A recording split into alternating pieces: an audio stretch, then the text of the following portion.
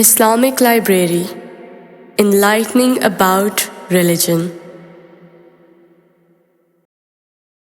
حضرت احمد بن یحییٰ بن جلال رحمۃ اللہ تعالی علیہ طریقت کے اماموں میں سے ایک بزرگ، سہیل اوج معرفت، قطب محبت، حضرت ابو عبداللہ احمد بن یحییٰ بن جلال رحمۃ اللہ تعالی علیہ۔ آپ بزرگان قوم اور سادات وقت میں سے تھے، نیک خصلت، عمدہ سیرت، اور حضرت جنید بغدادی رحمۃ اللہ تعالی علیہ اور حضرت ابو الحسن نوری رحمۃ اللہ تعالی علیہ اور دیگر اکابر طریقت کے صحبت یافتہ تھے۔ حقائق میں آپ کا کلام نہایت عرفہ اور اشارات لطیف ہیں۔ آپ کا ارشاد ہے، عارف کا عزم اور ارادہ اپنے مولا کی طرف ہوتا ہے، اس کے سوا کسی چیز کی طرف وہ مائل ہوتا ہی نہیں، اس لیے کہ عارف کو معرفت کے سوا کچھ معلوم نہیں ہوتا۔ جب اس کے دل کا خزانہ ہی معرفت الہی ہو جاتا ہے تو اس کی ہمت کا مقصود دیدار الہی کے سوا کچھ نہیں ہوتا، کیونکہ افکار کی پریشانی غم و فکر پیدا کرتی ہے اور اس لیے وہ بارگاہ حق میں حجاب بن جاتی ہے۔ آپ اپنا واقعہ بیان کرتے ہوئے فرماتے ہیں کہ ایک دن میں نے ایک خوبصورت اور حسین مجوسی لڑکے کو دیکھا، اس کا حسن و جمال دیکھ کر میں دنگ رہ گیا اور اس کے روبرو جا کر کھڑا ہو گیا۔ اتنے میں حضرت جنید بغدادی رحمۃ اللہ علیہ کا گزر ادھر سے ہوا۔ میں نے ان سے عرض کیا کہ اے استاذ، اللہ تعالیٰ ایسے حسین و جمیل چہرے کو بھی دوزخ میں جلائے گا؟ آپ نے فرمایا، اے فرزند، یہ نفس کا کھیل ہے جو تجھے لاحق ہوا ہے، یہ نظارہ عبرت نہیں ہے، کیونکہ اگر تم بنگاہ عبرت دیکھو تو عالم کے ہر ذرے میں ایسے ہی عجوبے موجود پاؤ گے۔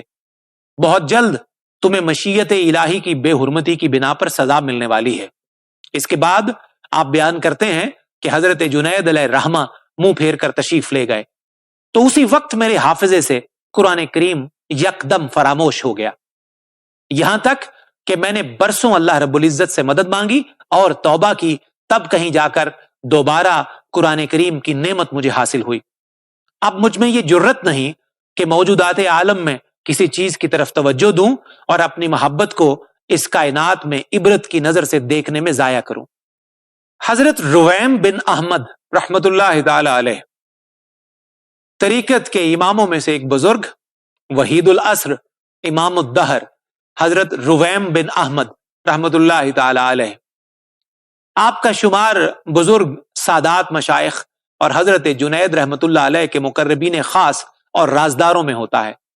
آپ فقیہ الفقہا حضرت داؤد طائی رحمت اللہ علیہ کے ہم مشرب تھے، علم تفسیر اور علم قرات میں کامل مہارت رکھتے تھے اور اپنے زمانے میں تمام علوم و فنون میں ایسے منفرد تھے کہ کوئی آپ کا ہم پلہ نہ تھا۔ علو حال، رفت مقام اور نیک خصلتی میں یگانہ روزگار تھے، ریاضت شدیدہ میں یکتا اور بے مثال تھے۔ اپنی عمر کے آخری ایام میں علائق دنیا میں ملوث ہو کر منصب قضا پر فائز ہو گئے تھے، حالانکہ آپ کا درجہ اس سے کہیں اونچا تھا۔ چنانچہ حضرت جنید بغدادی رحمت اللہ علیہ فرماتے ہیں کہ ہم مشغول عارف ہیں اور رویم مشغول فارغ۔ آپ کی تصانیف بکثرت ہیں، خاص کر وہ کتاب جس کا نام غلط الواجدین ہے مجھے بہت پسند ہے۔ یہ کتاب بحث سما میں ہے۔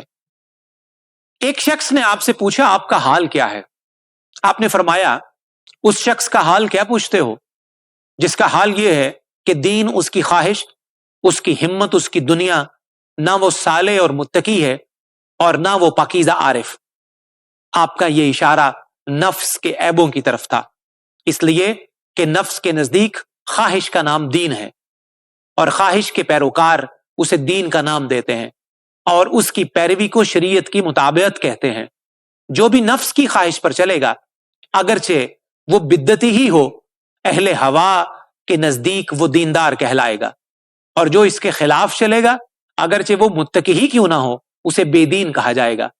ہمارے زمانے میں یہ فتنہ و فساد ایک دوسرے میں عام ہے، لہٰذا جن کی حالت ایسی ہو ہم ان کی صحبت سے پناہ مانگتے ہیں۔ در حقیقت شیخ نے سائل کے جواب میں اہل زمانہ کے حال کی طرف اشارہ کیا ہے، اور یہ بھی ممکن ہے کہ سائل کو اس حال کے مطابق پایا ہو تو آپ نے اپنے اوپر ڈھال کر اس کا ہی حال بیان کر دیا ہو اور اپنا حال مخفی رکھا ہو۔ واللہ عالم۔ حضرت یوسف بن حسین رازی رحمت اللہ تعالی علیہ، طریقت کے اماموں میں سے ایک بزرگ، نادر زمانہ، رفیع المنزلت، حضرت ابو یعقوب یوسف بن حسین رازی رحمت اللہ تعالی علیہ ہیں۔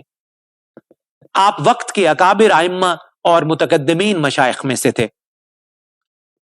آپ نے بہت عمدہ زندگی گزاری، حضرت ذوالنون مصری رحمت اللہ علیہ کے مرید اور بکثرت مشائخ کے صحبت یافتہ اور ان کے خدمت گزار تھے۔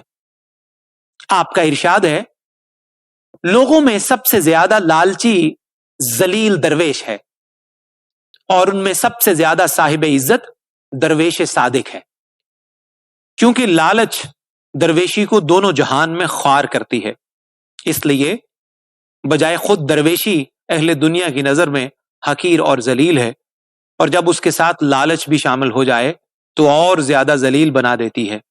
لہذا صاحب عزت تونگر ذلیل درویش سے بہت اچھا ہے، اور طمع و لالچ سے درویش محض فریبی اور جھوٹا معلوم ہوتا ہے۔